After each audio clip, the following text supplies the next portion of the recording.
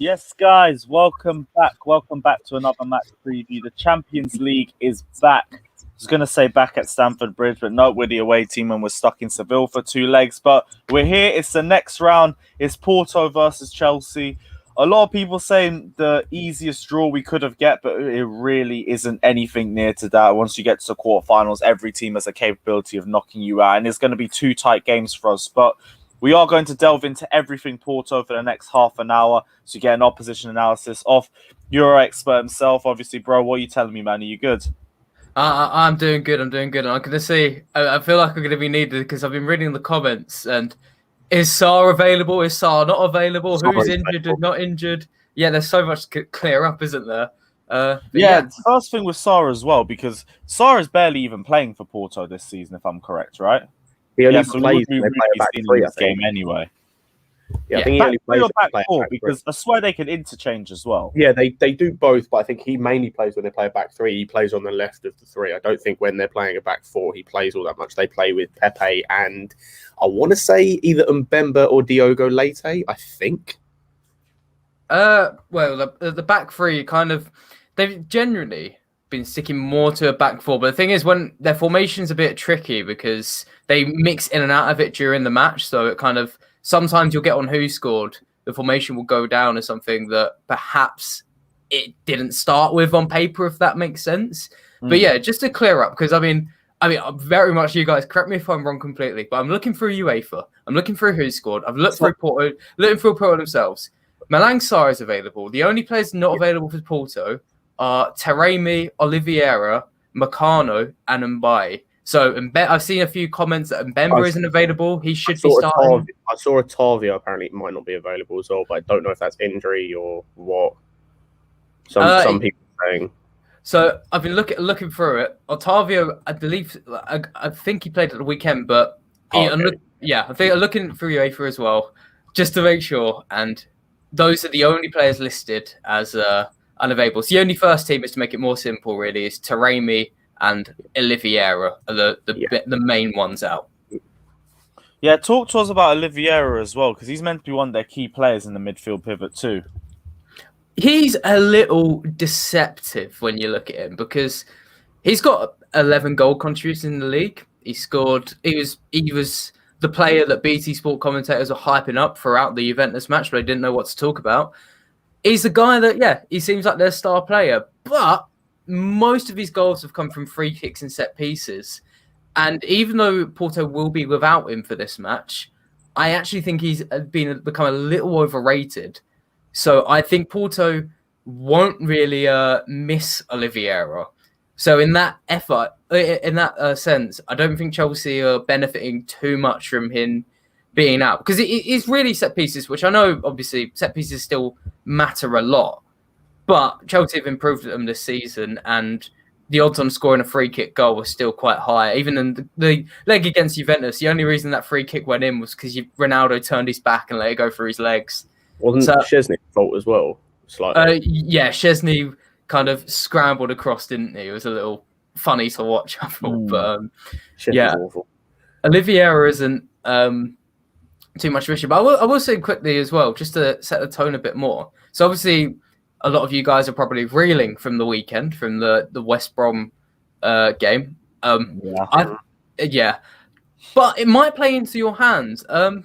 Because Sergio Conceição, the manager, I was reading through his press conference today, actually, and he said that he kind of wishes you guys won the last game, and he's a bit worried now because that loss usually means a wake-up signal, a wake-up alarm, and obviously any manager's going to be diplomatic, but from going from so boldly talking about, we're Porto, we can still do this, and the lead-up to this game has been very much fight talk, that was quite out of character for him to say, actually, I kind of wish they hadn't have lost that last game because it puts the pressure on us now.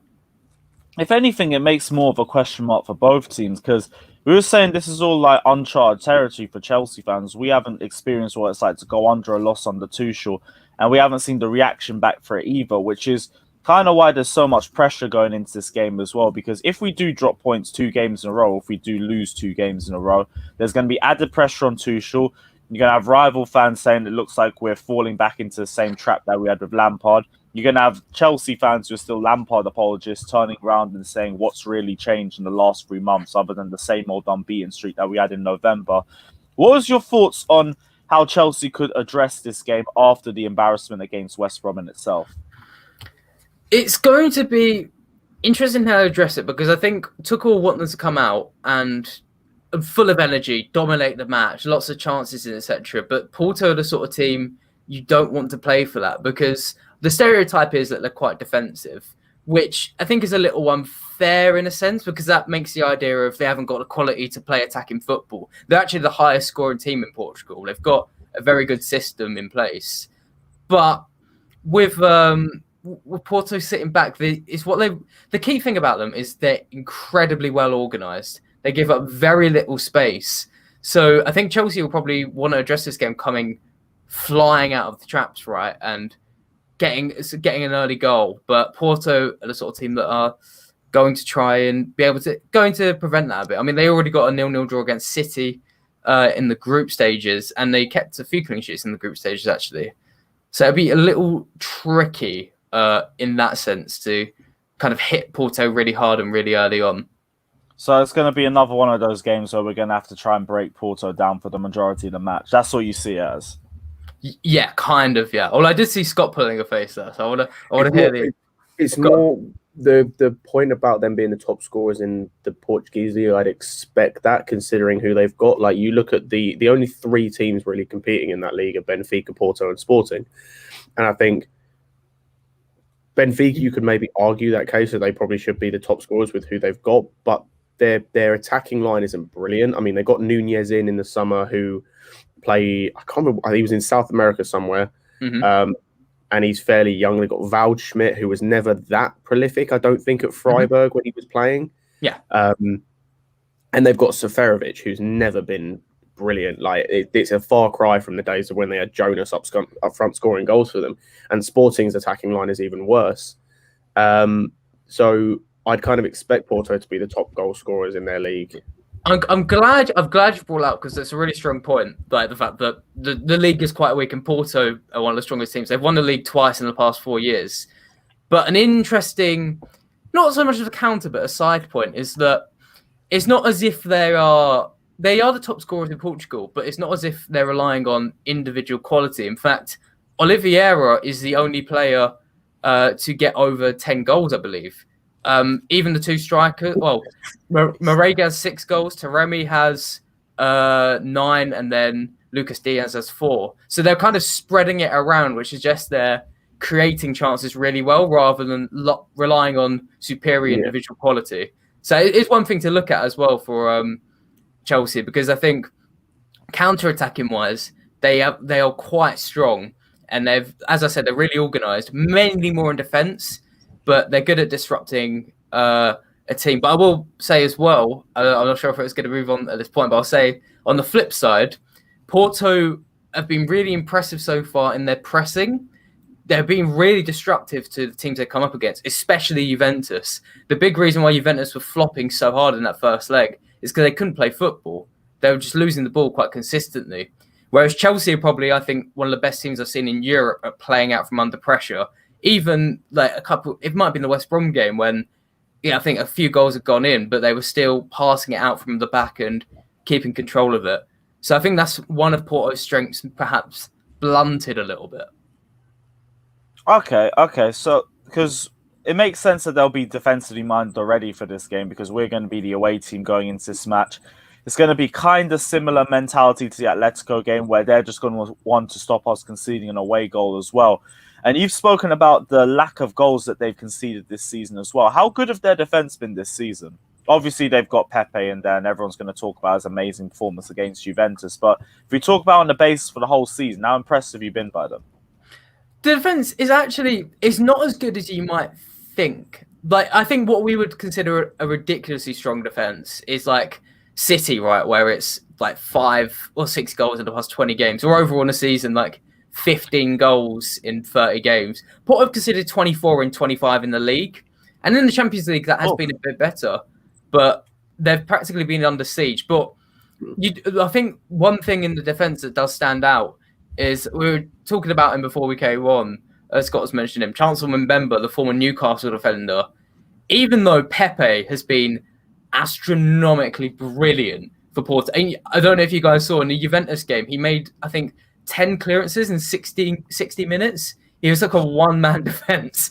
But Mbemba's actually been, I had it in my notes, he's someone who is probably as crucial to Porto's defense as Pepe, really cleaning the tackle. And while you guys make your point, I'll get like some of the stats up as well, just so if they're relevant, I can bring up. But yeah, in defense-wise as well, I think Mbemba and Pepe are the ones, and also Marchesin, the goalie. It's going to be a little frustrating for Chelsea because I think their goalkeeper, Augustin Marchesin, Argentinian, really, really good goalkeeper.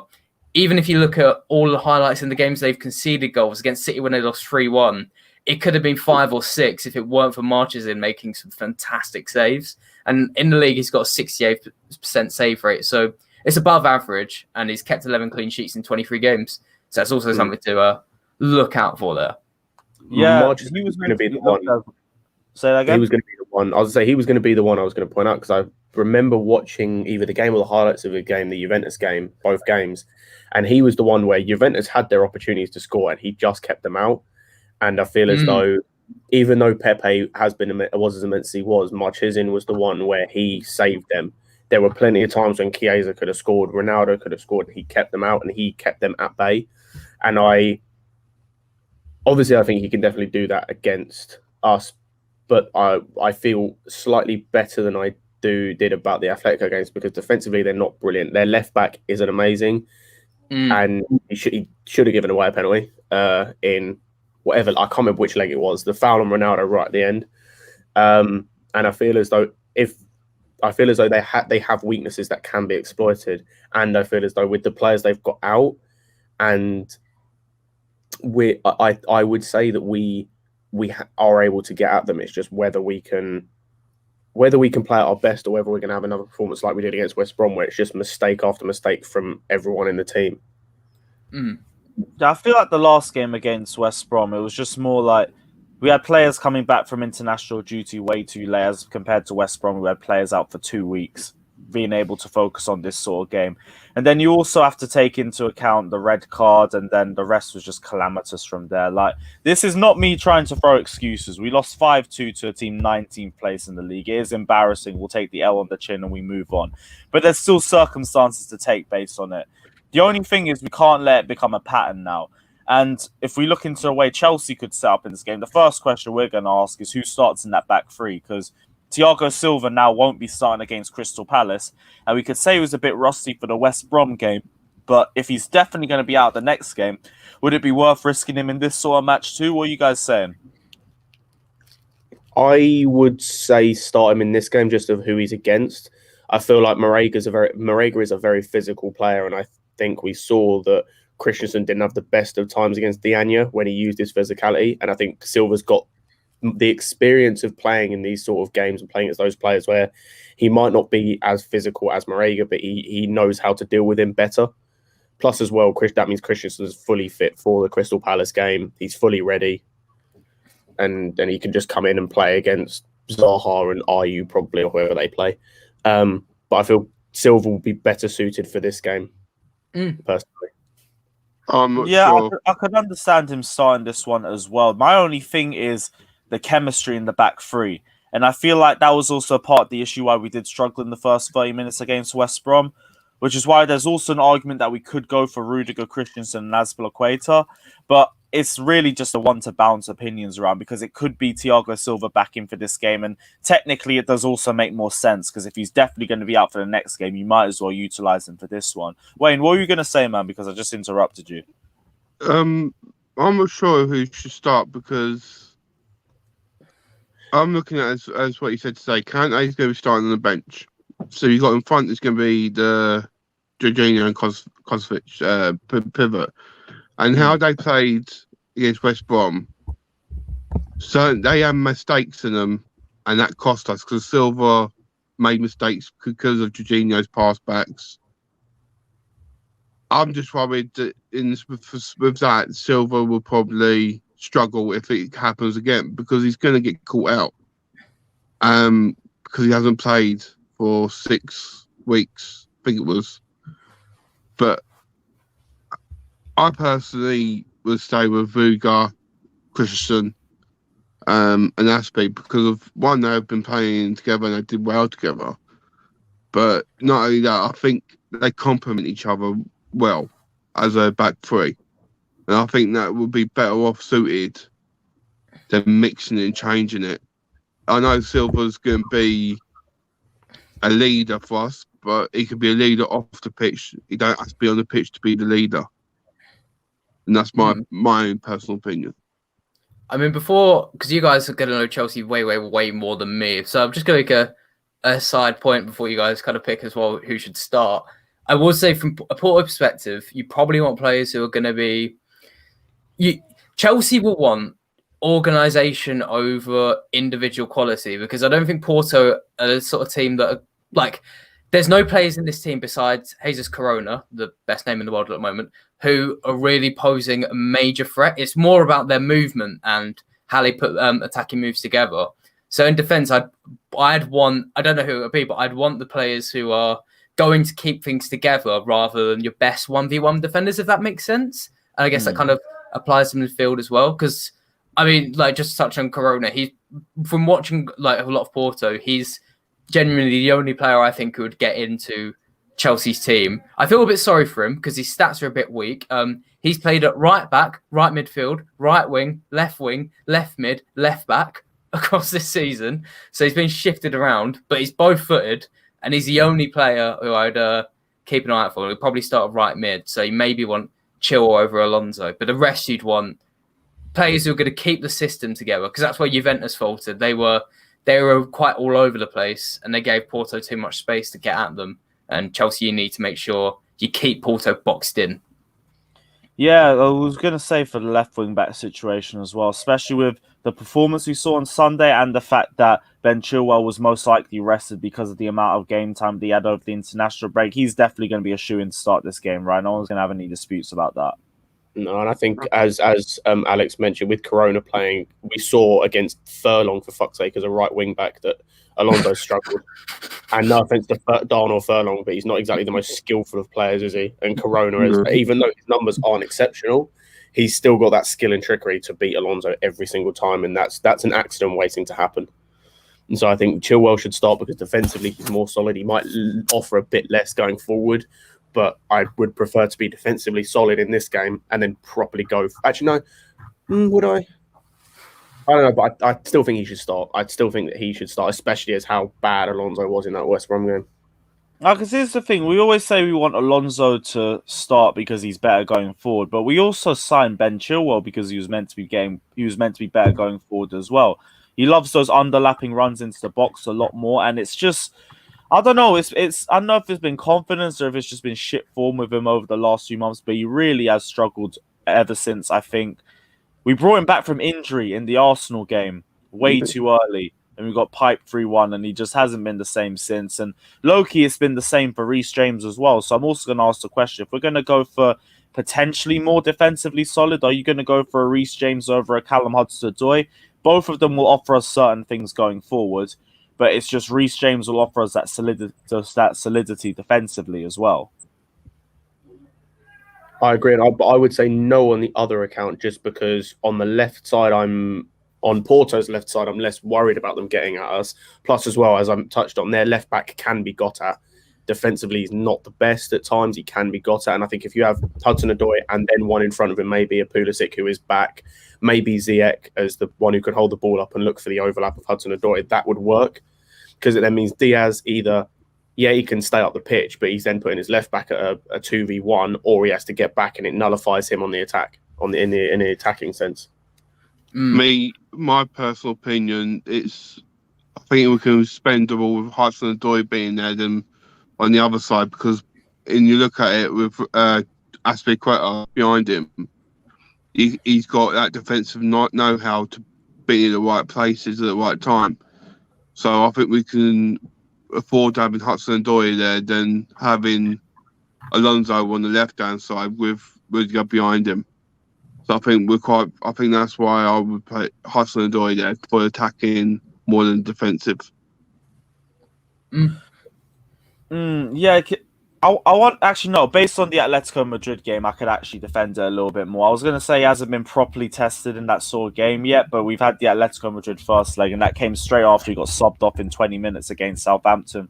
So yeah, you know what? I could back Hudson-Odoi right wing back, especially if we're going to go Ben Chilwell.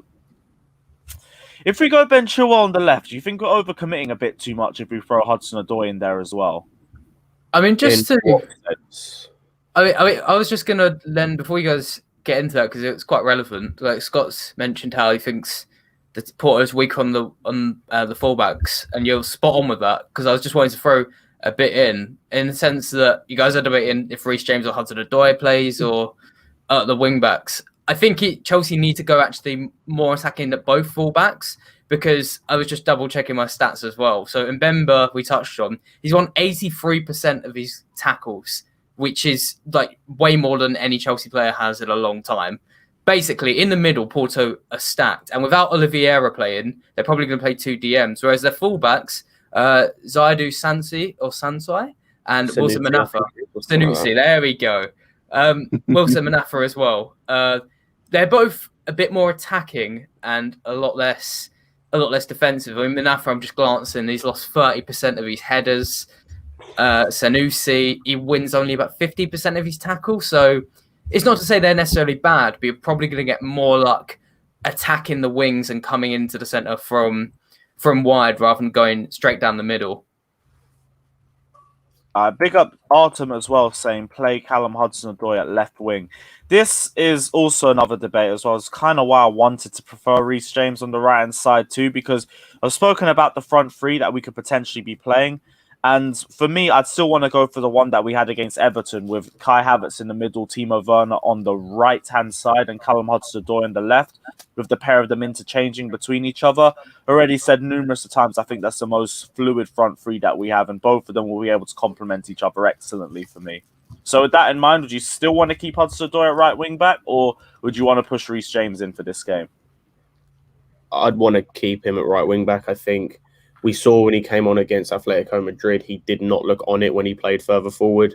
And that was when Atletico were very open and he had his chances and he just fluffed it a bit. And for me, I'd want to see the same front three we had against Atletico in the second leg with Havertz as the false nine, Werner on the left and Ziyech on the right. Because I think multiple people over times we've said, and other people have said that the Champions League games is where Ziyech is at his best because he gets more space. He is able to find those passes. He doesn't have to worry quite as much about being pressed and losing the ball as much. And I feel as though he does all that work off the ball. That means he, like, in an attacking sense, in terms of like pressing off the ball, like trying to win the ball back, his movement, stuff like that. But yeah, I think that I haven't seen enough of Hudson-Odoi since the Everton game in an attacking sense to say, yeah, we should be playing him up front in this game, especially when this is the game where we need to score. In the home game, cool, play him because on the break we can catch Porto out, but we need to score in this game because we're technically speaking the away side. See, I also go on, Wayne. I was going to say, you're forgetting, I've got my Johnny head on. You got to think of Mason Mount. See, I was about to say that too. Yeah, I don't want Mount. No, if we play Mount, play him in the midfield. Play him as the 2. I don't want him up front. I've already said this. He takes away from in an attacking sense. And as Alex has pointed out, defensively speaking, Porto have been solid this season. I don't want someone who takes away from our attacking play to play in an attacking role against a team that's defensively solid. So you prefer the pivot? Yeah, play him in the 2, fine, because as we've touched on, Oliveira isn't there. They're likely going to play 2 DMs. So we're in not much of a trouble getting overran in that midfield, especially if we have Kovacic and Mount, 2 players that like to pick the ball up, travel with it, defensively are both solid. Jess is saying, big ups on Movicic pivot. So you're going for that as well. You want a Mason Mount Kovacic pivot, or would you want to see Jovicic make a return anyway? I probably want Mount and Kovacic, but that's for me. If Mount has to play, which most people will say he do, then I want him to see in that pivot because when he plays in an attacking sense, he doesn't offer when I say he doesn't offer much, I mean that with Kai Havertz, you see that when he plays in that false line, the best way to get him in that false line is to have him pick the ball up from deep and have runners. And if we play Mount there, Mount is not a runner. That's why I like Werner there. That's why I like Hudson-Odoi there if he is more focused in terms of like when he gets in that final third. That's why I like having them there, because they can run on and Havertz can be the one where it all works around him. He's the spoke in the middle of the wheel and it all works around him. If Mount plays next to him, that doesn't happen because Mount also drops deep to pick the ball up. So you've got two people dropping and only one making the forward run. That doesn't work. Yeah, I mean, big up for me- Arsenal as well. Go on. The reason I was going to say Mount is for his pressing, because with Porto, when they do going to attack us and from the back, we'll need some people pressing them, and I think he's the best presser we've got in the team. I So wouldn't that's say why I he's mentioned like- Mount. I would say that other people offer that as well. I'd say Werner's good at that. I'd say Ziyech has become very good at that. His pressing in the Atletico Madrid game was immense. There's two interesting points there, because I have 2 points I'm actually going to bring up. So I was looking back at so Sergio Conceição has taken over in 2017, and since then qualified for Europe, pretty much Europe every time. But the only team to really wallop Porto or even get points against them was twice Liverpool, which are obviously quite a heavy pressing team. It was in 17-18 and 18-19 when Liverpool went on to get the final twice. They lost 5-0 and 6-1 to Liverpool, Porto did.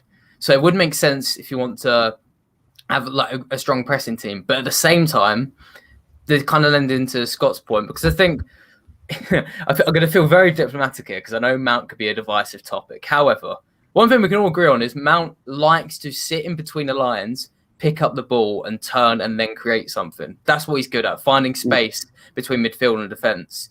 With a team like Porto, you're playing two DMs, and what they were doing anyway against Juventus is that the spaces between midfield and defence were very small. So Mount would probably need to have the game of his life to have the impact he usually does. Or what I'm thinking, he might have to come even deeper than the centre midfield, and you effectively are losing a player in the final third, because in search of the ball, he comes further past the midfield. At that point, you're effectively playing a 3-5-2 instead of a 3-4-3, because he's dropping into that midfield. You're playing with three midfielders, centre midfielders, instead of the three up front. Yeah, that's what I'm hinting at. Yeah, and that's my point, is that him dropping as well. With the point, him dropping between the defence and the midfield is exactly what Kai Havertz does as well. When he's at his best, I mean. I feel, he can get into the box and score, but his best is when he's picking the ball up on the edge of the box and can control the play, can either shoot from range or do a little pass and move or like play it out wide or whatever. And if you've got two players trying to do that in the same team, it just doesn't work. Yeah, this is the thing as well, though, because I see Artem's donation. He's saying Mount for Jorginho needs to ride the bench after performance on Saturday. Here's the thing: if we're playing a two-man pivot, it depends about the chemistry and the way they both play and how it meshes up together. And for me, if you have Mason Mount and Kovacic, I feel you have both of these players that are going to chase the ball, whereas Jorginho is someone who's going to sit a lot more deeper.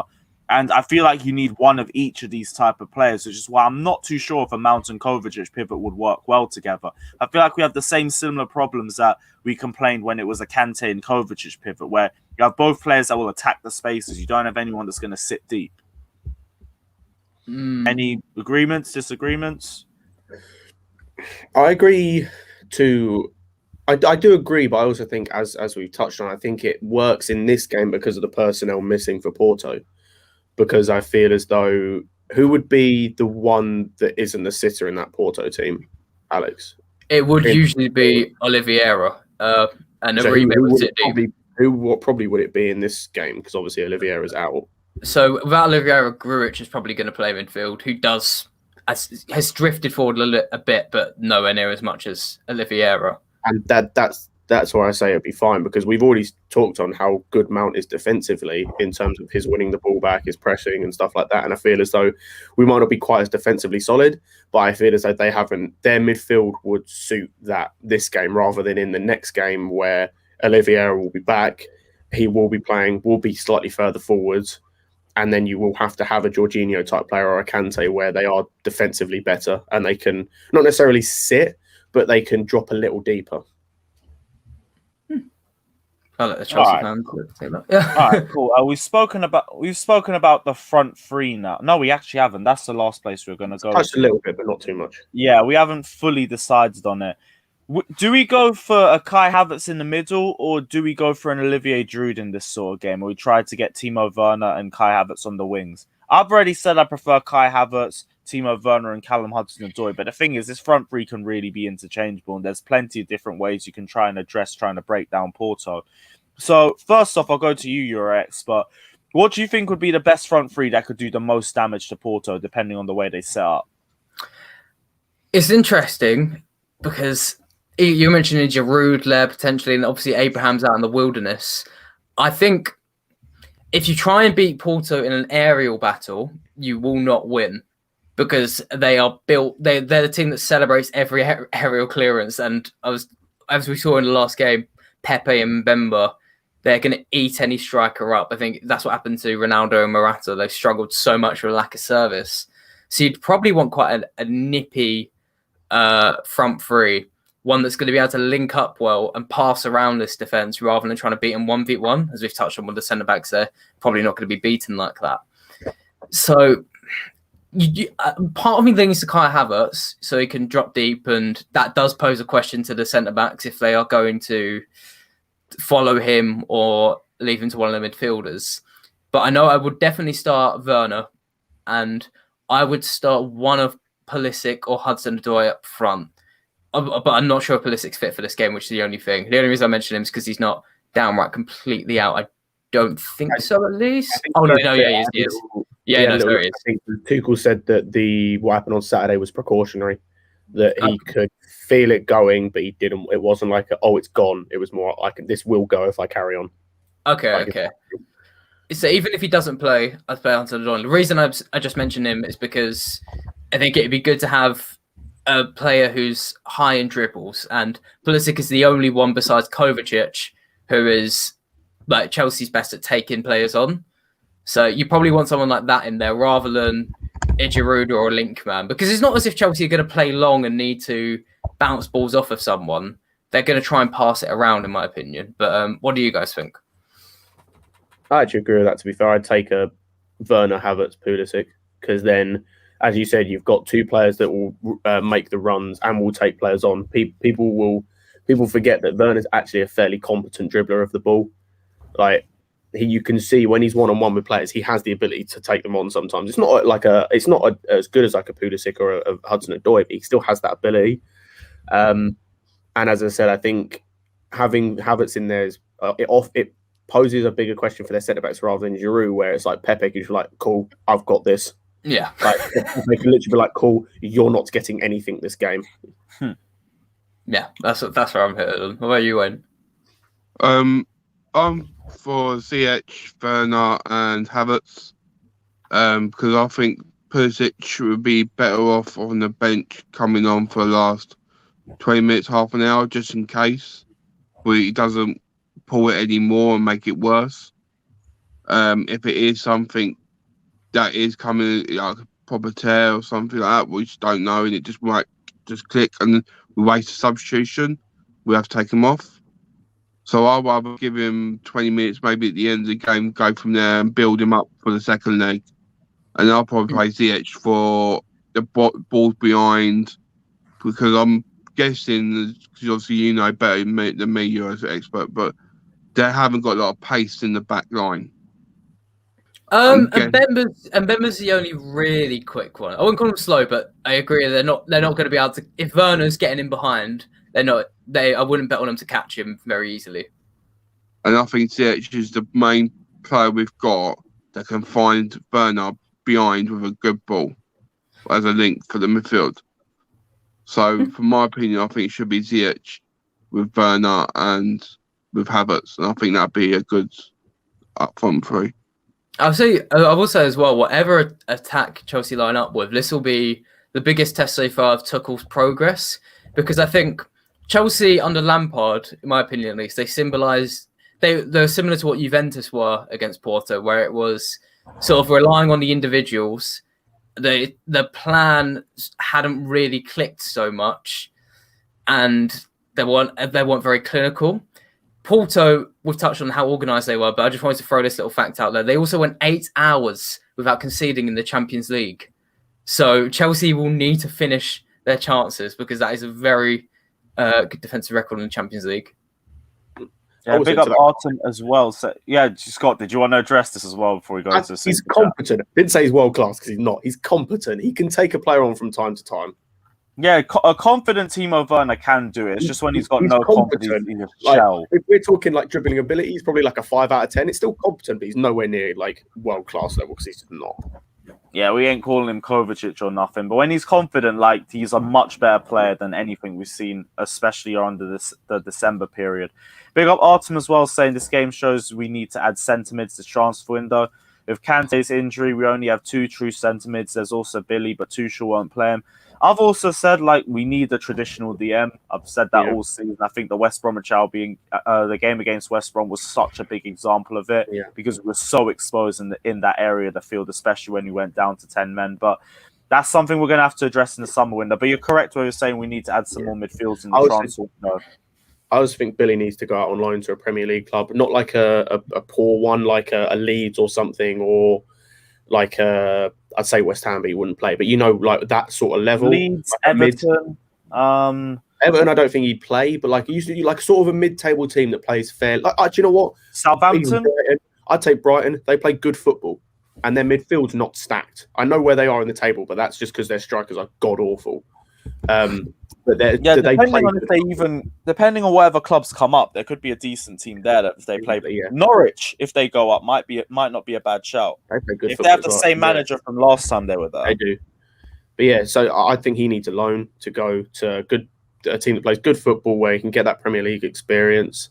Seen Villa, Southampton, Crystal Palace as options. Nope, I don't want Palace. Palace would be hilarious though.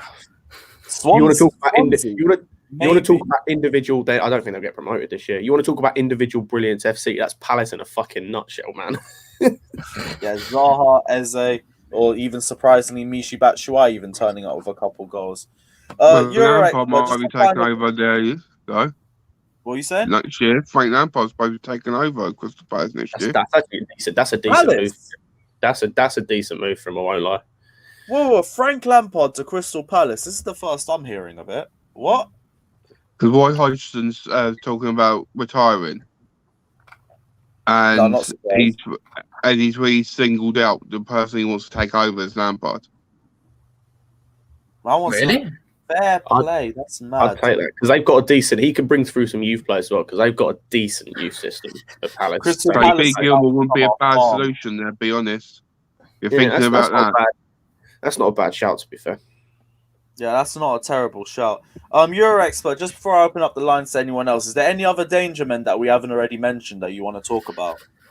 I think we've actually covered. I think we've covered them pretty well in terms of ball because like we kind of touched on, they're more about the unit as a team. The only real stand-up players is Corona and kind of Oliveira and then the 2 centre backs. I think it's more about Sergio Conceição, the manager. Then this is a test he's very much looking forward to, even though if anyone wasn't here at the start, he did mention that he kind of wished Chelsea lost.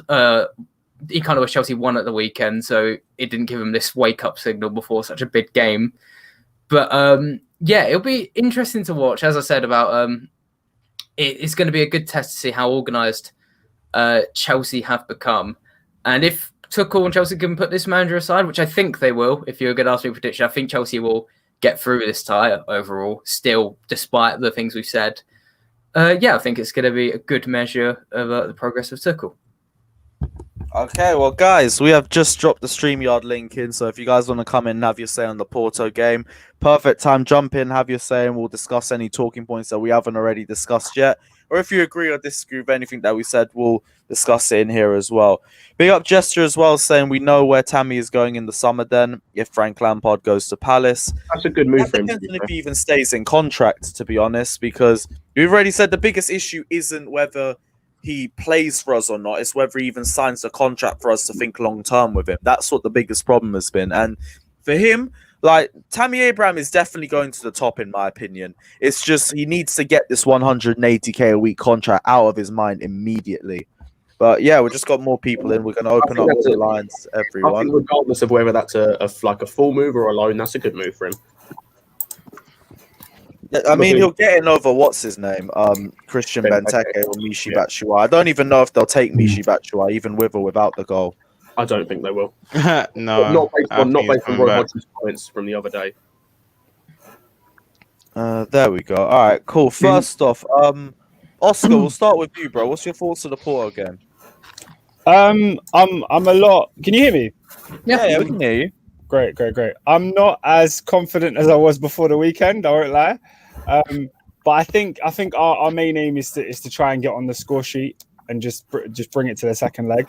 You know, so I think we have to go there and actually try and like attack them, because I think for them it would be better if the game is a lot more cagey. But if we use our attackers, I heard you guys talking about the front three.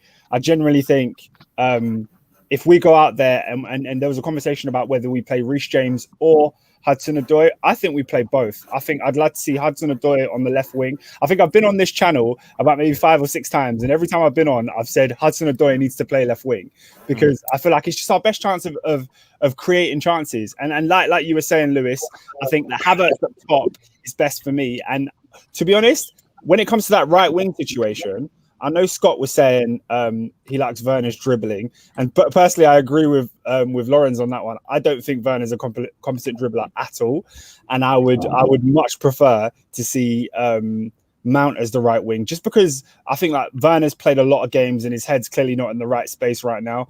So I would just leave him out of the side for that personally. I've heard a couple questions about Timo Werner potentially playing this game, more likely to push either Callum Hudson-Odoi makes a Mount pivot, or to try and get Hakim Ziyech into the lineup as well. I'm not sure Ziyech's performance is justifying playing against Porto. Even if you want to use his Champions League form as an example, I still don't think it justifies it enough. The only question would be for me, does Timo Werner start? But with Timo Werner, it's about what he offers without goals, because we all know the biggest issue with him is his finishing. But the reason why he hasn't got nearly as much stick as Alvaro Morata has is because of his all-round game. So there's a question of what you can get out of either of them. But that's for me why I'd rather play the both of them and play Kai Havertz in the middle. But then doesn't that leave you with the big thing of leaving Mount out of this game, which I feel like for the Champions League games, we do need someone like him. I disagree, because I think me personally, from what I've seen from Mount in the recent games, I don't think it justifies or warrants him enough to start in the squad or the lineup for Porto. I think the past 3 games we've used Mount's looked really tired, and I think right now our best front three would probably be on the lines of Havertz, Werner, Ziyech, or Callum Hudson-Odoi. Within those 3. You get what I'm trying to say. I think that's our best attacking lineup. But for me personally, I want to see our best attacking lineup against Porto, because I think right now in our minds we need a game to sort of put in the goals, hammer in the goals after our shocking defeat against West Brom. I think it's one game that the players have in their mind that they're up for vengeance, and for me that's why I'm really confident into this game, because we needed a wake up call. Against Sheffield we were poor. Against Leeds, we were very, very average. So we needed that wake-up call. And that loss, I think, will do well for our mentality to go into this game. So that's why, for me personally, we need to go with our best attacking lineup. So like, which one? Like you said, you threw up a couple of names there. Like, who would you have right wing? So on the right, I know Ziyech hasn't had the greatest of games, especially the last game. But I think, me personally, he's like one of our biggest clutch players. Like, if we need that one through ball, that one person we need behind that would probably be Ziyech. And on the left, I'd either have Havertz in the middle, or Werner in the middle, and then have maybe Callum Hudson-Odoi on the left. I think right now he hasn't had that. Recently, he hasn't had that many run of games, and he's probably going to be having that fire in his body. He wanted to start, prove a point to Tuchel, and he wants to start him in the starting lineup right now. I think the best chance to play Callum Hudson-Odoi. I agree. I think if we go game, thinking defensively and pragmatic is not the best options, and we might get played off the park. I think as well. I think, as I mentioned earlier, I'd play all four, but you just played Hudson-Odoi as the right impact because we saw against Wolves and against someone else that it really worked having Ziyech and Hudson-Odoi together because Hudson-Odoi was always looking for that overlap, and Ziyech would either find him or he'd use him as the dummy to then have more space. And Hudson-Odoi, surprisingly, has been competent defensively as well, so I think he can play there. And I think, as we've mentioned, this is the game we need to score, probably 2. And then it's what is technically our home game, where we can be a bit more defensively solid and then go, right, we're just going to do what we did against Atletico, where they have to come out at us a bit more and we just catch them every single time. And we exploit the space that we get. But I'd say this is the game where we need to score more than the home, what is technically the home game. So this is where I play our best attacking talent. Just as a question, I mean, I'll have to go in a minute, but this is a question I want to ask Chelsea fans especially because I've heard a lot about Ziyech starting. I don't get to watch Chelsea every week, but I watched Chelsea at the weekend and against West Brom. It wasn't as if he was making the odd error, but I don't think I saw him complete a proper pass. Does that not put you off starting Ziyech? Because I know Kovacic and Jorginho are getting a lot of criticism at the moment. Would all of you start Ziyech for this game, or does that not? I watched that and he looked miles off Premier League standard, let alone UCL standard. What's the thought? I think that's kind of a risk you take when you get a player like Ziyech. So he's that sort of creator you get, but it's gonna frustrate you. Like Bruno Fernandes, for example. If you watch Bruno Fernandes in terms of performances with Man United, his performances aren't lethargic. They aren't amazing. They aren't jaw dropping like Kevin De Bruyne. But he makes those key passes that at the end of the day, they get you the goal, or he takes that shot and he takes that risk that get you the goal. It might work 1 out of 10 times, but you have to have people behind to cover. And essentially, at the end of the day, you're going to get the goals. You know what you're going to get from Bruno Fernandes. And I believe that's the type of player we have at our disposal with Ziyech. We know what we're going to get from Ziyech. It might not work, say 8 out of 10 times, but the 2 out of 10 times we need it to work, it will work. And those chances, as long as we can get at the end of those 2 out of 10 times, we could get something out of this, and we should be able to get something out of this. And that's a risk I think us Chelsea fans are willing to take, and we always knew we were prepared to take when we bought him. That's fair. That was my question. I'll let you, Chelsea fans. Well, personally, I agree. I understand why you've asked the question, because I think Ziyech hasn't performed at the right level. You know, I feel like the game where he got taken off the other day, in that half an hour, he wasn't good. He didn't have a good game against Leeds. He didn't have a good game against Man United either. So the thing that you're saying, Fabio, I 100% agree with you, but I just don't think we're in a position to take the risks like that. Like in a game against a side where we're going to dominate possession, like West Brom at home, I don't mind playing Ziyech because he is a creative player that can find the opening.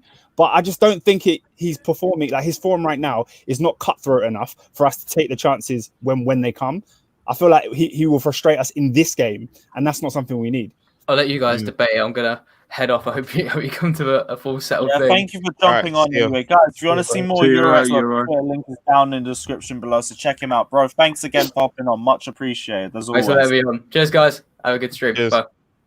For me, what I was talking about Ziyech as well, is the reason why I put Ziyech in, because we say not to play Mount.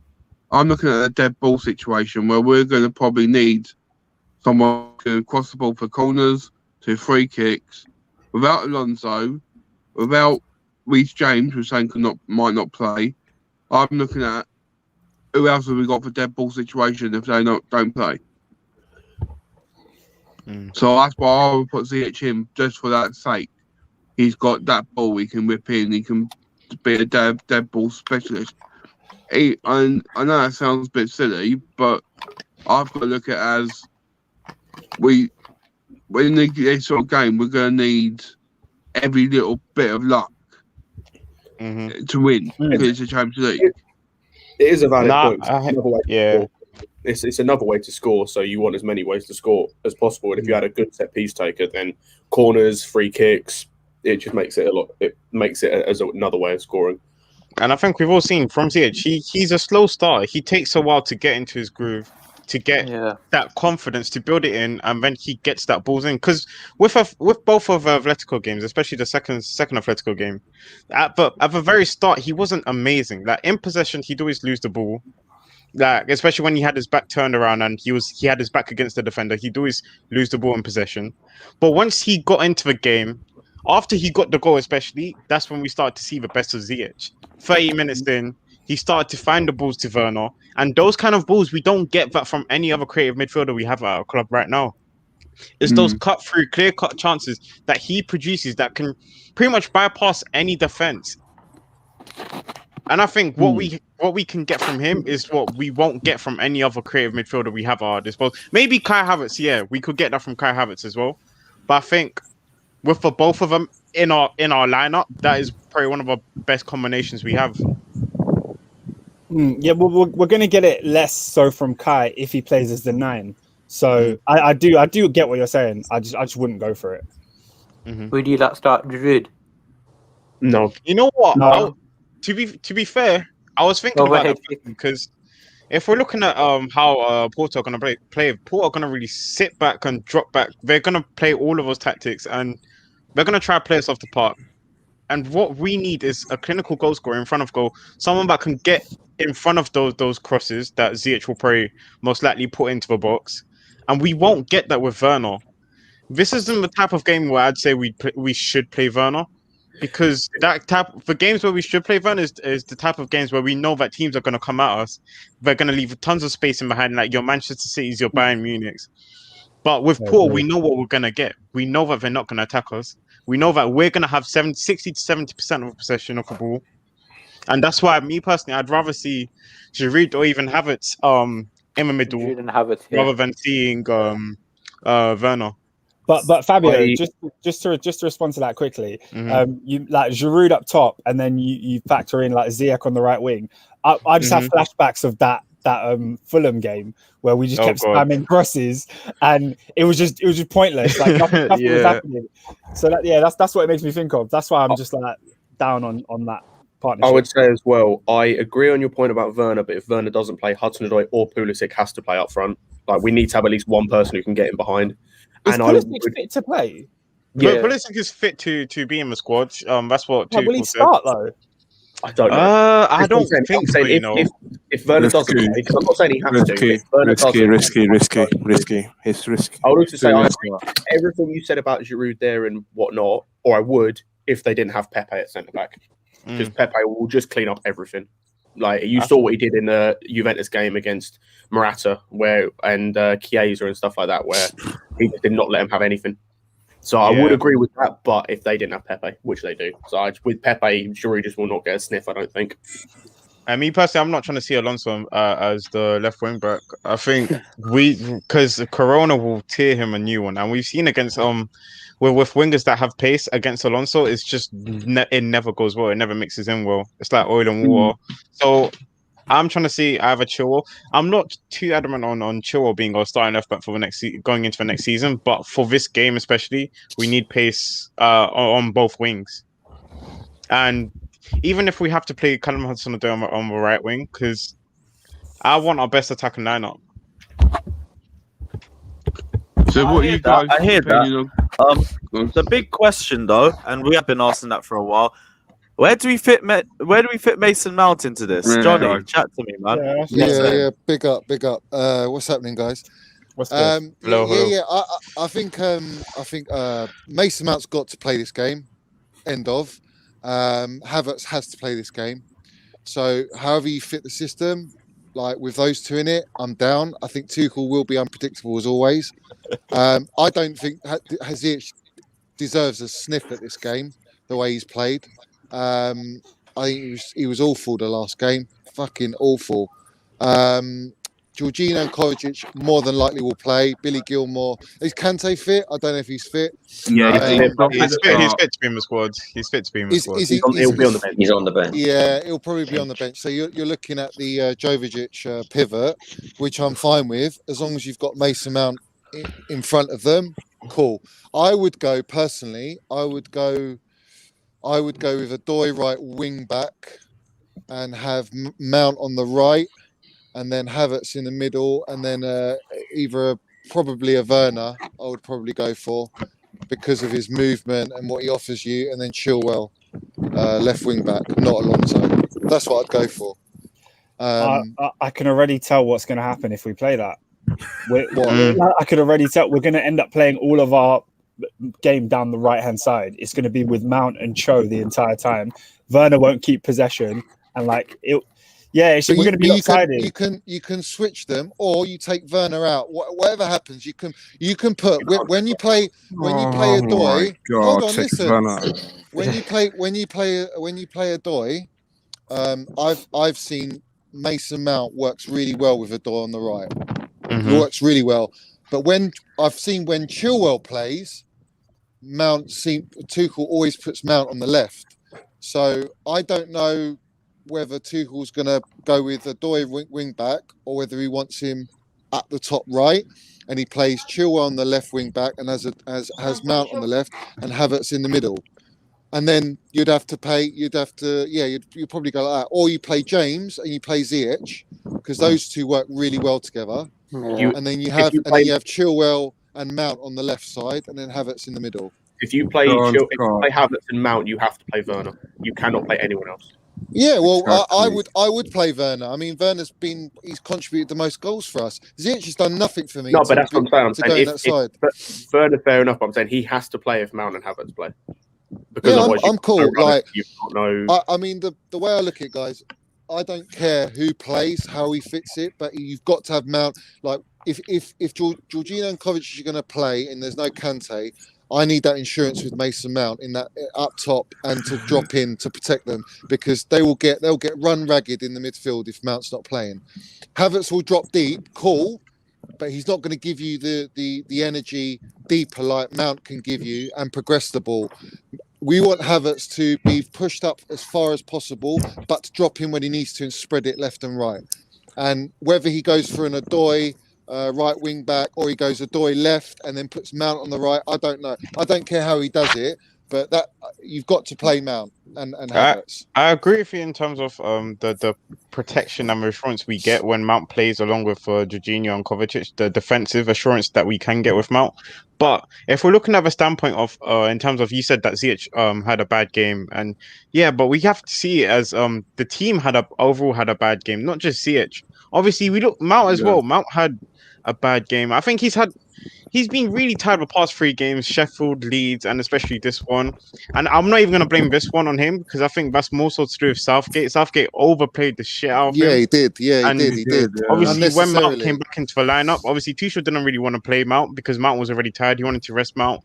Pray for the Porto game. So when Mount came, he was really tired. I personally think that if Tuchel does leave Mount out, it's going to be the sacrifice will be Mount for a player like Ziyech with James on the right, and then he'll probably put Adoy on the left, and then more than likely, I don't know whether he'll do an Alonso or a Chilwell. I can't call that, but I just feel like with the Porto game, there's not going to be that many chances. So where you're going to win this game is in the midfield, is the midfield battle. And I just feel more confident with Mount being in there. It's just whether he's not tired to play this game, because he's got to be at it. He's got to be at it. Question. Yeah. I agree. What's your guys in the back 3 though? Because obviously me, Scott, and Rudiger has to be in it. Your guys? I think there's no argument there. Rudiger has to be in our. It's between Christensen and Thiago. Yeah, I was going to say that's the thing. The only debate is Christensen or Silva. Rudiger is in there. Zuma at the point where Zuma now. I don't want to see Zuma for now. Questions after the weekend. As much as I like Christensen, I can't lie. We need experience at the back, especially in the Champions League. Plus, as well, we know Christensen's going to play the next game against Palace. So I think I've said this either. I don't mind either. I think both are competent I prefer enough. Christensen and Palace for the Palace game, not this one. I personally think the fact that he didn't play Christensen with the intention to play Christensen, he had to bring him on. He was forced, and he didn't play Rudiger at all. That tells me everything you need to know that they are going to play with Aspilicueta. They play guaranteed back 3. That's them. The wing back situation, I think he's going to go with Chilwell. I personally think he'll play Chilwell because Chilwell didn't really play for England. That he only played like nowhere near as much as Mount. Yeah, one game. Yeah, so he's in contention, and I think that's why he played Alonso. For me, Odoi, I would like to see in this team. I just want his pace and his attacking prowess, but also he's quite good defensively as wing back as well. So yeah, I would probably go with that. And then whether Werner starts, I'm not so sure because he's played him. Here we go. He played him the full night. No, it's not because he doesn't deserve to play, but he's played him the full 90 minutes. I don't know, but then he didn't play for Germany that much. So it swings and roundabouts. He might still play him. But for me, Mount didn't play. Who else didn't play? Havertz didn't play. So for me, I see them playing. He was forced to bring them on, so I think they'll play. I think they'll start. I don't think Werner will start. Not Werner. I don't know with Werner. But Havertz, Mount, Christensen, Rudiger, Aspilicueta. I wouldn't even be surprised if we saw Tammy starting up front. I wouldn't be surprised, and I wouldn't rule it out. It's not that I want to see Tammy, but when things start going, absolutely no chance. No. Tammy's a baller. Honestly. Tammy's a baller, yeah. But with Tammy, it's like in a game that's going to be very few chances.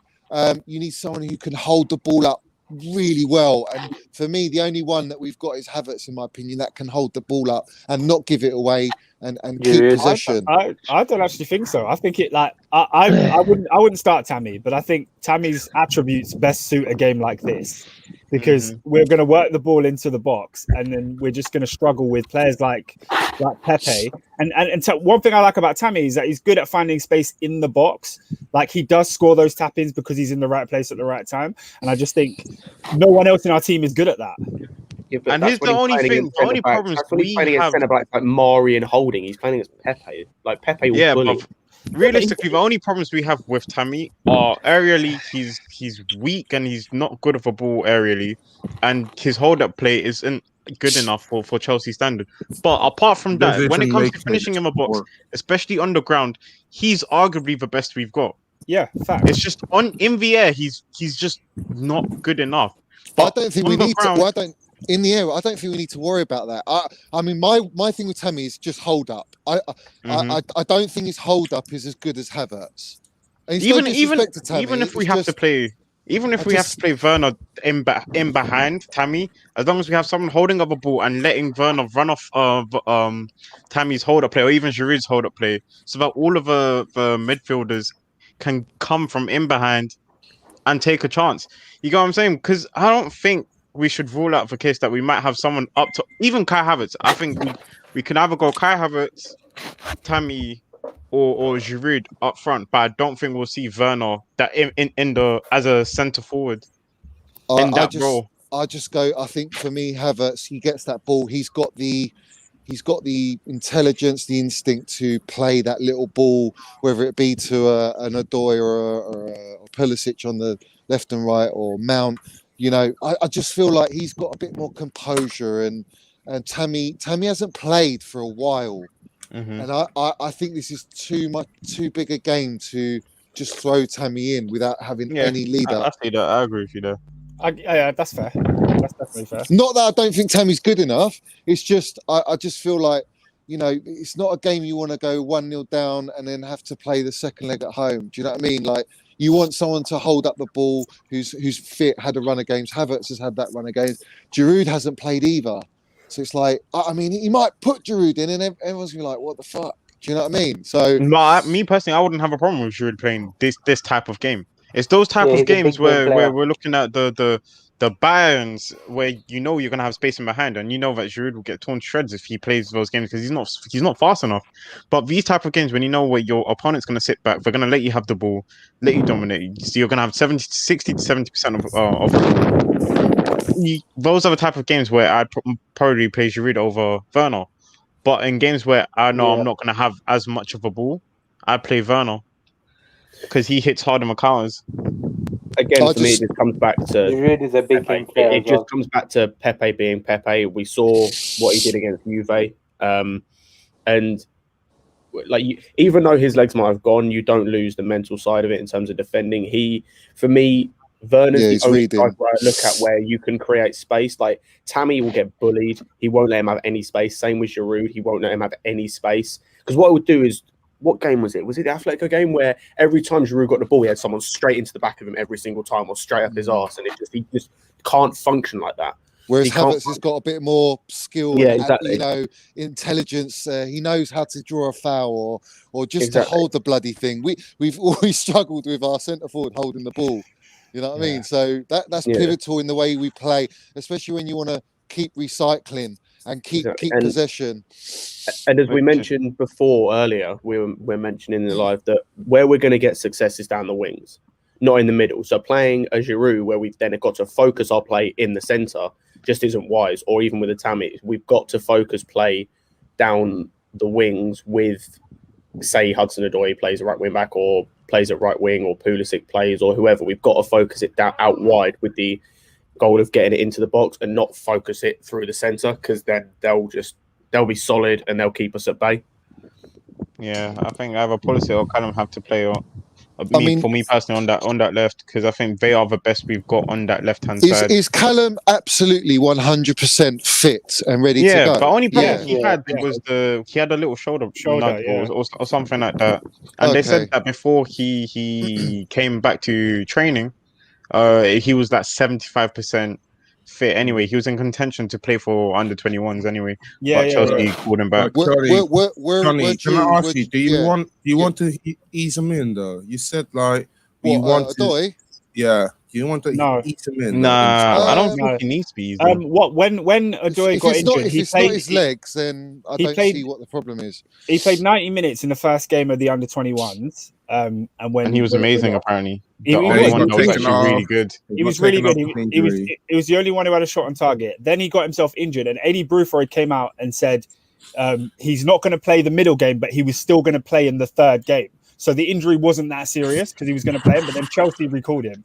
So I think the fact that he was on the bench, I think he's fine, man. I think he should start, definitely. Right wing back or left hand? 80 tax, unreal. I wouldn't even say we have to play him as wing back. I trust him enough to play in that more attacking role up front. I think it's either him or Pulisic. They are one of our best, in terms of dribbling past two. If you're going with that game, on the left or on the right wing back? I think on the left. On the left, I've seen for games, especially the one against Everton. If you're going by Everton, he was on the left, and then Werner was on the right. He had his best game on the Tuchel. That's his best position, and he's not played there at all. It is his best position. And we've got competent wing back. This is why I would have Mount. You could even go Mount on the right, okay, and then you can have James, right wing back, and then you can have Havertz, and then you can have Odoi. I think that would be fluid enough. But at the end of the day, all I'm saying is I trust Tuchel for this game.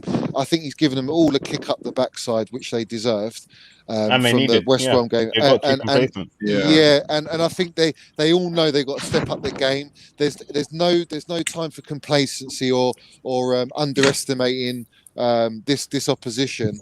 This is a very good team. They're technically a good side as well. They're not just great defensively, they're technically good as well. Which is why I said I'm more confident that because we lost that game, we're going to be way more stronger, and this is our actual wake-up call. I would have been less confident if we went in this game with a win against West Brom. I'm more confident because now they know that the complacency won't get you anyway. If you really want to get to they've lost that game. They've lost that game.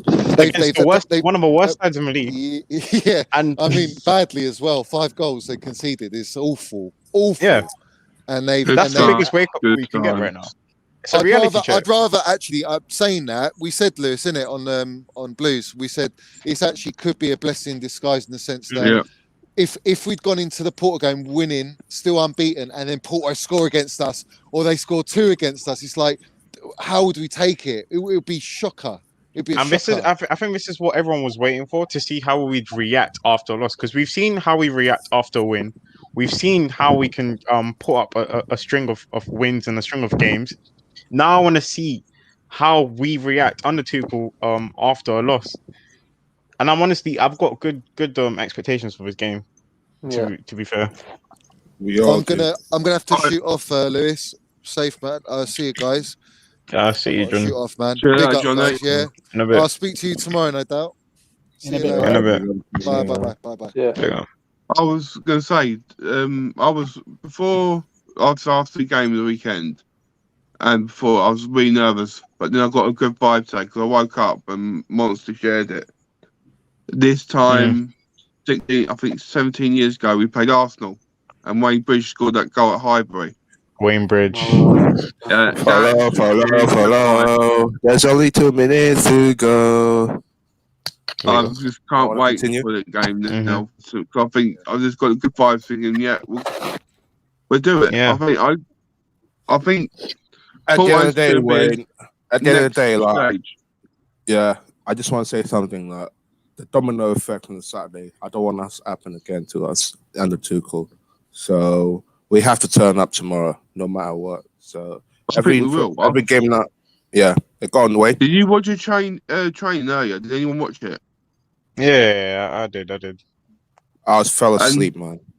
They was looking up for it because you can see when it's coming out, there's not many of them was mucking about playing or trying to have a laugh. There's all serious onto that field, game on, face up.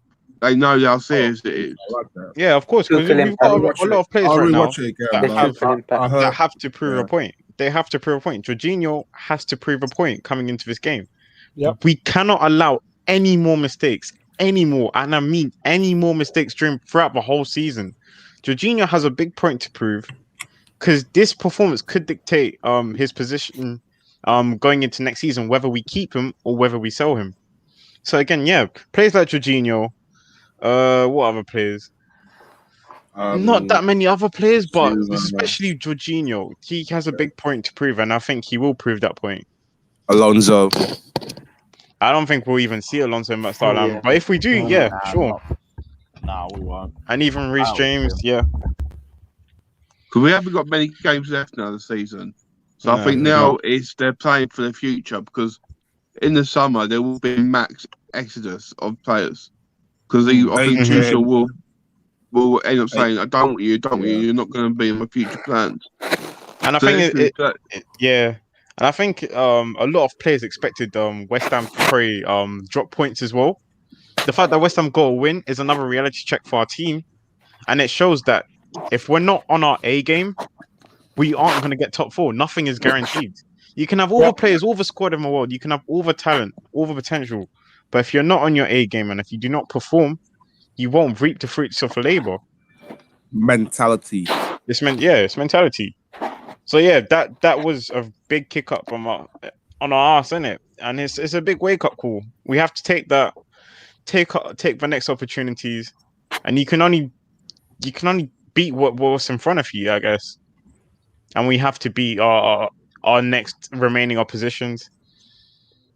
I'm not gonna accept any more draws from here on out. Maybe barring your Man City and maybe even Leicester, but apart from that, I don't want to see any more draws or any more losses coming up. We have no excuses anymore. We've taken our draws, we've taken our losses. Now I want to see our wins. Yeah, it's crunch time, really. That West Ham game is a big one. Every game from now on till the end of the season is a final. So the away to West Ham is a big game. Yeah, huge, man, huge. Especially what happened to West Ham yesterday. They lost Ziyech, they lost Rice, they lost Antonio. But what's crazy is we've got so many big games that we can't even look ahead. Not any game is even a small game anymore. Even the Brightons, those relegation candidates, they're really going to hand it to us. I was going to say before they got something to play for, innit? Yeah, I said before with these next 5 league games, I said I want at least 13 points. And to be fair to you, that I'm more scared about our smaller games against teams like Brighton because we know they're gonna come at us because they really need the points now. They have something to fight for. Against teams like Arsenal, where they don't really have anything to fight for anymore. Like I wouldn't. It doesn't matter though. That don't matter because like next week we're playing Palace. They haven't really got anything to fight for, but they won't want us to beat them. They'll put up a fight like they did last season. So. yeah, it's going to be tough. Yeah. Regardless of who we face, it's going to be tough, man. This part of the season is tricky. Like, you get those West Brom results. Like, every season, there's one or two of those where you're like, how is a relegation team beating us? Yeah. I think last season we had that a couple of times with Sheffield, which was shocking. Yeah. You meet Bournemouth, yeah, and West Ham, yeah. But you move on. Going back a few years more, like Sunderland beat us one time. Like all those rubbish teams, they get confidence at this point. Yeah, it happens. Do you guys feel like there's a good vibe with the game being at Seville? And obviously we played there early in the season 1-4. No home advantage. No home advantage. So, we'll say it will be home advantage. Do you think because we played there early this season and we've had that good result, do you think that could be a plus point for us? I don't think it would make too much of a difference. It may bring confidence in some players, but we know, like if Giroud was starting, for example, I think he'd feel confident. But other than that, I think it's marginal. Giroud, when he starts, he scores, but he has so many substitute appearances, and it's like if you look at his record, like 40 goals in like 120 games, and it's like it isn't that good of a record. But if you look at how many starts he's got, like 40 starts in like 70, 80 games, that's like a pretty good record. So I think if he starts, I think he might make an impact, like he did against Atletico. So yeah. Like if he went like 3-4-1-2 with Mount behind Havertz and Giroud, I think that could work with the width with Shaw at right wing back and Chilwell at left wing back. I think that could work. You never know. So Mount in behind Havertz and Giroud. That's one we haven't heard before. What was that? Sorry, 3-4-1-2. Yeah, 3-4-1-2. I wouldn't be totally against that. It's just you miss the off-the-ball movement that Timo Werner brings. But to be honest, Kai Havertz does bring that as well. His movement's also been ignored numerous times this season. I've seen that as well. So it wouldn't be against it. You do get the best of all three. It's just a question of whether Mason Mount and Kai Havertz can still link up well together. What was the three? Havertz, Mount, and Giroud. Yeah, Havertz and Giroud and Mount in the middle. Yeah. You've got no one to stretch the back line, no runners. You've got two people like to drop deep, one guy that also likes to drop deep to collect the ball and to play it off. Yeah. We saw against Leeds that when Havertz had to play further forward as basically an outright number 9, he wasn't as good. And I think you've also got no one really who's an instinctive goal scorer, apart from maybe Giroud. But as I said, like he's going to be held up by Pepe so much that just doesn't work. There's so many problems with that, and you're limited to basically you've got one way of scoring, and that's if you get a ball into the box for Giroud or Havertz to get. I'll tell you what, if Giroud scores a hat trick against Pepe, I'm jumping on this screen and talking to Scotty like, I had the same feeling. I said this before. I had the same feeling in the Atletico game when he scored. And Mount had a better second half because I said that Mount and Giroud should come off half time and they were better in the second half. And I'm happy to eat my words. I'd happily eat my words. I'm just going off what I'm seeing. Like I'd love to eat my words. I'd love to eat my words over anything. Like, I'd love to eat my words over the Tammy stuff. I'd love for him to become one of our best ever strikers, but I just don't see it happening. Yeah, I'd love for Giroud to score a hat trick against Pepe and be completely wrong and shown up, but I just don't see it happening. I'd love to see Ziyech score. Yeah. I'd love to see Ziyech score from like 30 yards out in the 90th minute. Which is for me personally, I want some. That's what I want.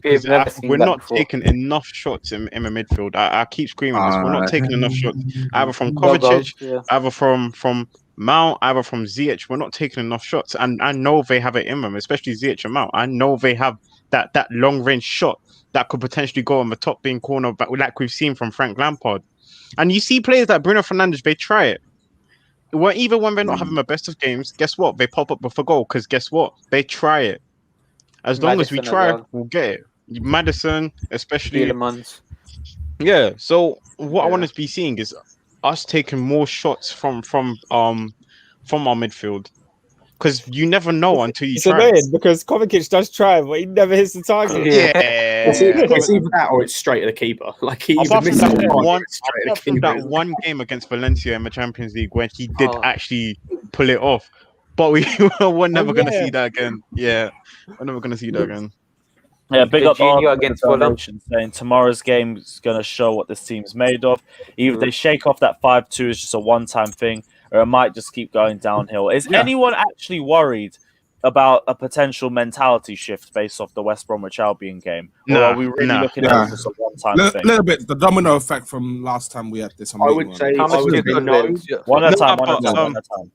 Father, you know what? Yeah, the thing is that last time we had that sort of domino effect, we could all see it coming. Like, we can't sit here and say we didn't see it coming. We could all see it coming from the performances we had from the games prior to that. Some of the games we didn't deserve to win. I'm looking at games such as Fulham, the 1-0 Fulham game. Let's be honest, we didn't really deserve to win that game. A lot of, especially even in the start of the season, we didn't have the greatest of games. So I always saw that clicking in, and that's what I also see with Man United. So in terms of performances, I always saw that coming. But right now, we haven't had that too many bad performances under Tuchel right now, barring the Sheffield one and then this one as well, the last performance. And I put that more on international break. Every single time we come back from international break, there's always a howler of a game. Always. I don't think that's true, though. I think we were poor against Southampton. We were poor against Leeds. Those are those were before international. Barnsley as well, yeah. Yeah. We haven't been good all season. Barnsley was the worst one, I think. We haven't really been that good all season. I would say we have. I think it was more of a case of with certain things like Leeds and Barnsley were cases of Leeds we knew what they were going to do, but we just let them do what they want to do. Barnsley, I think, was a case we didn't expect them to come out at us as they did. I would say that I don't have that many worries in terms of our mentality because of who we have in charge. I think with Lampard it was a different case because that was the first real time he'd ever had that sort of pressure in his managerial career, where he'd ended up been mentally been under that much pressure and he couldn't cope with it. Whereas Tuchel's been there before and he's got it didn't work at PSG because I think of the personalities he had, whereas he hasn't got those at Chelsea. Yeah, there's no one who you can say has got that personality of an Mbappe or a Neymar or whatever, or an Icardi. Even to say it didn't work at PSG is not even really fair, is it? When I say, I mean in terms of when it went wrong. I mean when it went wrong, that's when it kind of went a bit bad. But that's because you've got those personalities. Whereas now it's like you've got players that obviously want to work under him, where he can use the mental, I in terms of mentally, I see him similar to a Klopp, where he's just able to just keep going. And I think that I just think it was a blip, and I think it won't be. I'm not going to say we're going to go back to how we were before, but I still think we'll win. I still think we should feel confident about the game tomorrow. Yeah, should definitely, because Porto, we were celebrating when we got them because it was the easiest out of a really bad bunch. We shouldn't let West Brom get into our heads, but same way, I wouldn't blame us if it ended up happening too. To be fair, it's the first time we've seen this setback. In terms of every other team, and I'll tell you what, in terms of just on that easy draw thing, you look at every other team at the minute in the league, in the Champions League, every team has got something going wrong at the minute. Every single team, I think. You've got Bayern have lost Lewandowski. No, even Bayern, and even with Lewandowski. Lewandowski's out for the 2 legs against PSG. PSG have lost Verratti and someone else. I have Real Madrid lost Varane to COVID and Madrid have lost Varane and Ramos. Liverpool have got a centre-back pairing of Kabak and Phillips. Dortmund's defence is abysmal. Porto's not exactly. They've got Sancho out as well. Man City is probably the most dangerous. Man City, probably, but also you've got Stones looks a little bit shaky at times, but they're probably the only one. They're probably the only one where you look at and go, yeah, they're fine. But bar that, it's like every team looks a bit shaky in areas. Lewis, I've got a shoot for Sammy. I might pay you tomorrow. But I want to show quickly say, please guys, subscribe for Lewis, smash that like button. Yeah, for real. Tomorrow we've got a good game tomorrow, but don't miss the big weekend this weekend because it's WrestleMania weekend. Me and Lewis are doing. Let's go. Let's go. We're doing it all weekend, so beware. It's going to be coming to you live. Smash that like button. Are you streaming both nights?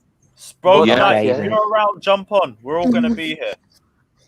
I'm also going to say as well, because The first one's either going to be really sick off the Crystal Palace win, or probably won't even be that yeah. arse because we just got Yeah. We'll be Goes one drinking way our or the souls other. out. I just remember Day the after my second birthday night. as well, so Chelsea better not piss me off that week. Yeah, I man. want good The vibes and second nothing one, else. yeah.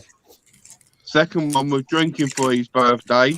We're going to be drinking all night for Lewis's birthday on the second WrestleMania. And if you remember last one, Royal Rumble, some people got a bit messed up. Some people couldn't stream the next day because it was I know that is, too but much about it. Big But up the panel WrestleMania and definitely come way worse. Big up yourself, big up- Wayne. We'll chat big to up you Wayne, tomorrow. big You up Wayne. take care, Big man. up, Wayne. Right, guys. Is there any other topics then you guys want to discuss as well? get that win tomorrow. Get that first leg. I don't want Jorginho to start.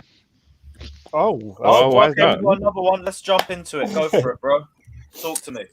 I just think he slows us down. It goes in both ways, though. Like, Yeah, we slow I do him get it. down, but we retain more possession with him, and that makes less mistakes overall for the squad. I think a guy like Jorginho, especially for what Tuchel wants to play and what the system that Tuchel's playing right now, which is dominate on the ball and keep the ball. Jorginho fits perfectly into that, and that's someone we need. We need Jorginho in that pivot, keeping the ball. Obviously, he had his howlers against West Brom.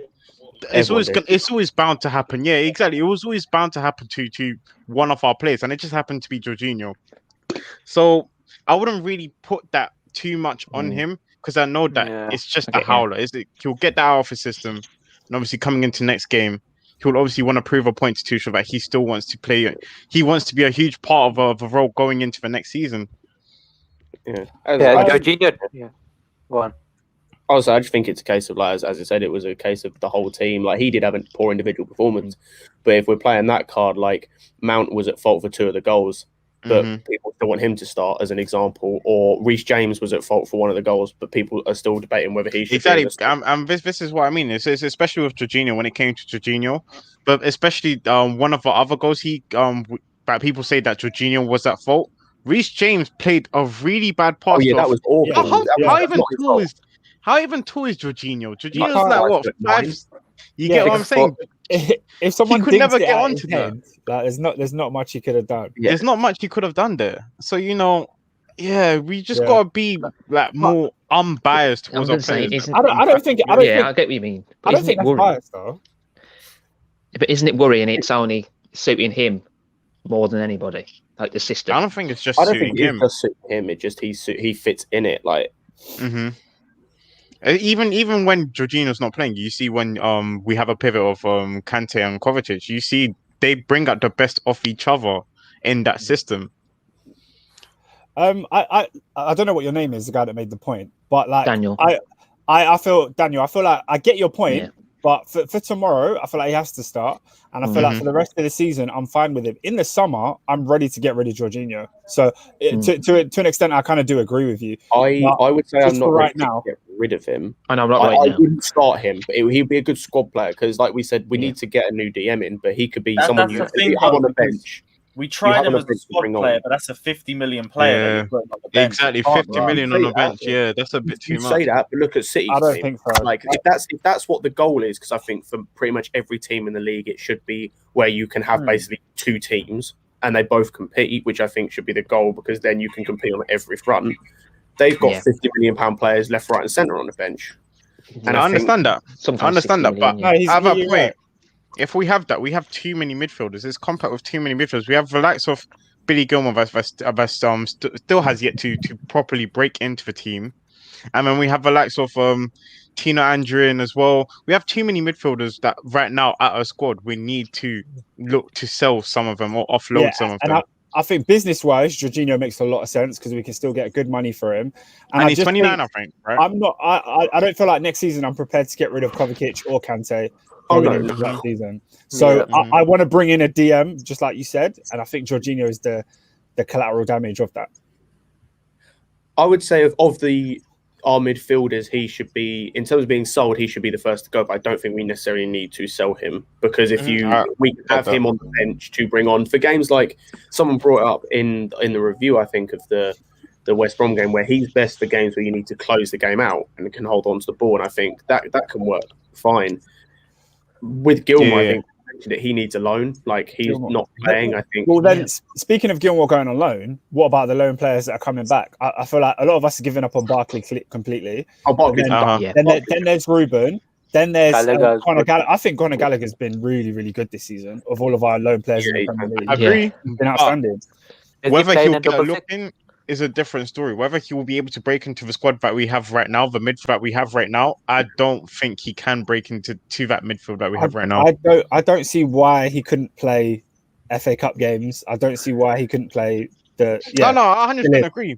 Fill in. Yeah, I agree with him filling in, but I think I want to see more of him like being an actual part of a first team, a really solid Premier League team. So like probably a team like Southampton or something like that. Because I know Southampton are going through a blip right now, but I think Southampton are a really good team.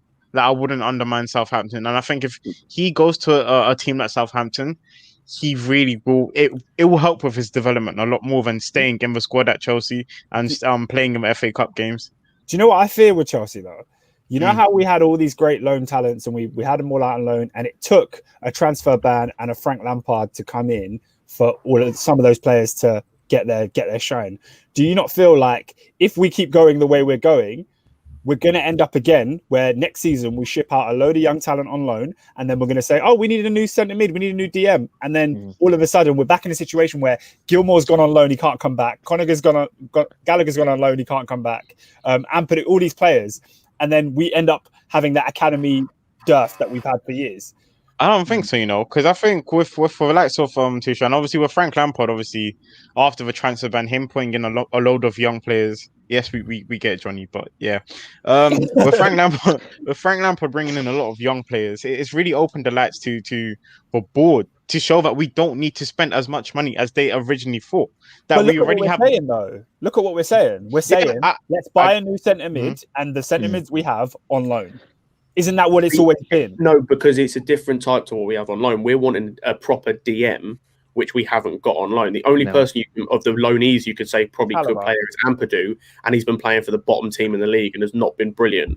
And it's not even just that. He's more of a centre back now. Exactly as well. He's the only one I'd say could play there. We haven't got a proper DM. He could definitely play as a CDM. I'd agree with that point if we were going, we need a new box-to-box midfielder when we've already got Ruben out on loan, or we need a new ball progressor when Conor Gallagher could do that job. Then I get your point. I think that with needing a new CM, it's a different type of player to what we've already got, which we don't even have out on loan. And it's not even just that. I think it's just to my point. You make a great point about the DM. I 100% agree. But to my point, what player do you see that's going out on loan that has a potential to get back into the Chelsea side when they come back? I don't see Conor Gallagher making that. I see him making it, maybe not next year, but the year after. Yeah, and I think if you look at it, back in the days. Even Loftus-Cheek there, I see Loftus-Cheek coming back into it. To be fair, like he has the ability to come back into the team. I see who else is on loan in a minute. I see Barkley at Salter Villa. I think Loftus is done. I think if Tomori didn't have that option to buy, I think we would see Tomori being implemented next season into our team right now. But obviously, with what happened with the club and what the board decided, with implementing that option to buy, we're most likely not going to see Tomori yet. But if he didn't have that option to buy, we'd most likely be seeing him in the squad being implemented into our defense going into next season, which is unfortunate because I really love Tomori. Great player, but I've got a dip. Guys, I've got a dip as well. But it's been another great preview, another great stream. We'll still be up here if you guys want to chat. Sorry, Nick. Literally. We'll be back again post-match after the Porto Chelsea game. Big up everyone. Smash the like and subscribe button. Take care, and as always.